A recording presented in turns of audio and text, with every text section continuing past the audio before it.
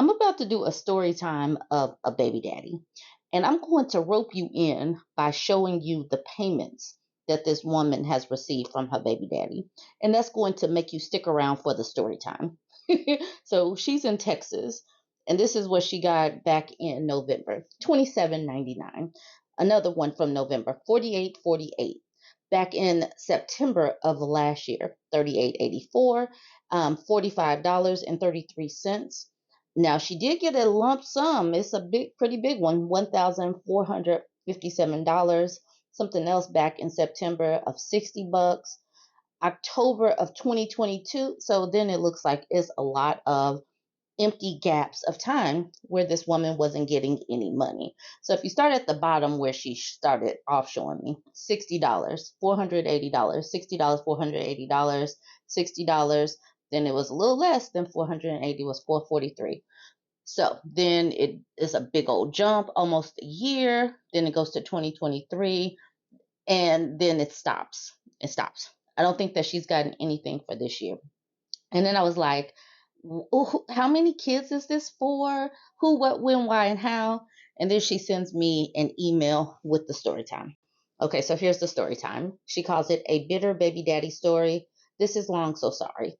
She says, I am a 38, almost 39-year-old Black woman, and I've been doing it on my own for years. I met my ex 16 years ago at work. I'm an introvert and don't really leave the house except for work and necessities.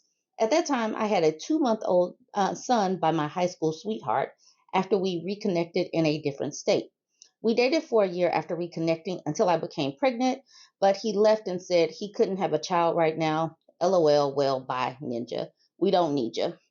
He is no longer a focus and has been a long forgotten memory. For this, we can call my bitter baby daddy Bill. Bill was trying to court me for a while before we actually dated. And what made me say okay were the things he did for my son. He would take him everywhere and buy him things. This was after we became serious because he knows how I feel about my kids. He eventually adopted my son legally. After 3.5 years, we decided to have a baby together. I have always been a go getter and will have a job. We worked for the same company a few times, and during a layoff period, he was let go, but I wasn't, and was actually promoted. With the promotion, I was making decent money, and since our son was so young and another one on the way, we decided it would be more beneficial if he was a stay at home dad for a while until at least the new baby was one. This was back in 2011, 2012, where things weren't as bad. LOL. I couldn't eat anything with my daughter and was put on a baby food diet, literal baby food, for 7 months of the pregnancy. I became a supervisor for the night shift, less hectic, and still came home to cook and clean. I still make everything by hand, don't like the preservatives in most store bought food. It wasn't until around 6 months of pregnancy where he started getting abusive. This is about 4 years into the relationship, mind you. Bill didn't hit me at first, just throwing things at me, taking my car and cards and refusing to give them back. My mom even gave me a credit card to help, but of course, he lost the card. I worked the entire 9 months. Mucus plug dropped at the job and everything.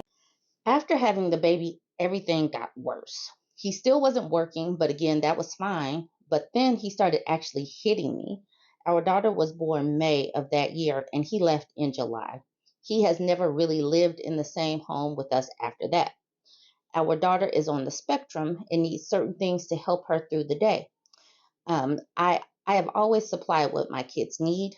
Fast forward to when he popped back up. After I had my daughter, I moved to a different job that paid more with better benefits. I became a higher up in the company. Bill showed up at my mom's house looking for me, and she told him where I worked, but not where I lived. Turned out he was not living in our city and had become homeless. He had stolen the car that I bought while I was pregnant with my girlie. I felt bad for him and let him stay at my house. I also went to my boss and secured him a job. I had to explain to everyone that he was my ex but needed to work. I had been there for years and cultivated a friend group in my professional status. Basically, I was that girl at work.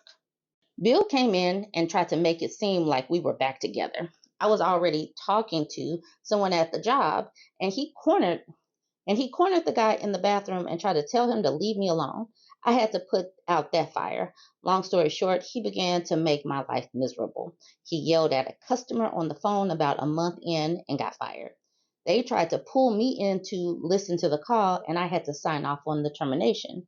The day he was terminated, he beat me so violently that he dislocated my shoulder. I had to stay in the hospital for about 3 days. My kids were sent to my mom's house. I went back home and let the job know so security can be alerted. A few days passed, and our son let him in the house without me knowing. He picked me up and threw me against the wall in front of the kids and started wailing on me. I'm 105 pounds, 5'2". Bill was about 180 to 200 pounds, 6'4", gym rat. I was beaten up and bloody, but didn't call the police because I didn't want him to get in trouble with the police. I know, I know. It's a thing in the Black community. I called his mom, but she was no help. I called my friends from work and my brother and moved out within a weekend. He blamed me for putting him out, but conveniently doesn't speak about what happened right beforehand. I'm sorry, right before that. He then got another woman pregnant. I had put him on child support a month after my daughter was born for both kids. Once he found out the new baby was coming, he started trying to pressure me to take him off child support. He came to my daughter's 6th birthday party and punched me in the face. My girlie is turning 12 this year, and his mom says that he is working. The state sends letters showing that they are going to start pulling the support from that one job. Then he quits that job. I do receive his income tax refunds. Oh, okay, that's where the chunk came from.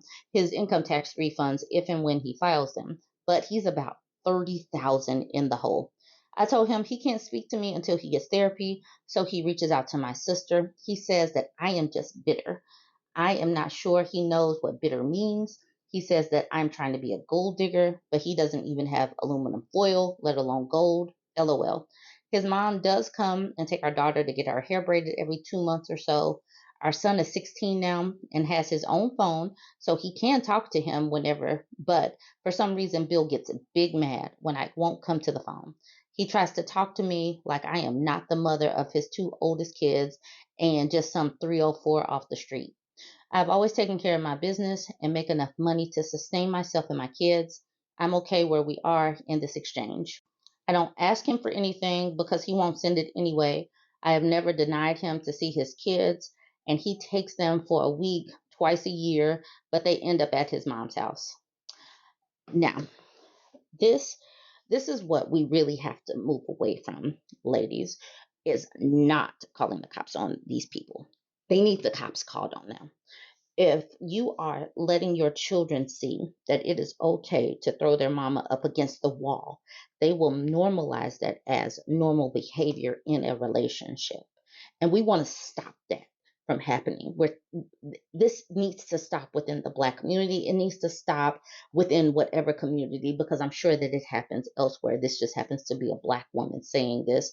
And I know that racism in this country has Black women coddling and protective folks, but this is not the person that needs to be coddled.